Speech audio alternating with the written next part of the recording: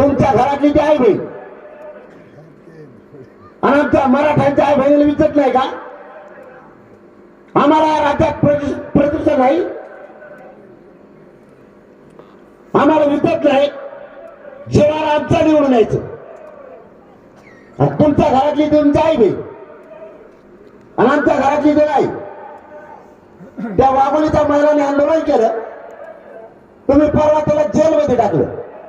वारे देवेंद्र फडणवीस सत्ता चालवायला निघाले आणि छत्रपतींचे विचार आम्हाला सांगणार. त्याच्यात नाही काही बहीण दिसली तुम्हाला. 350 पोरांनी आत्महत्या केल्या.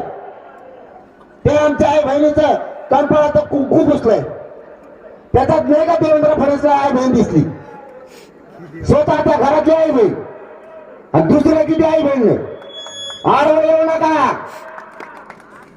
फडणवीस साहेब, मला आडवं येऊ नका. माझ्या नादाला लागून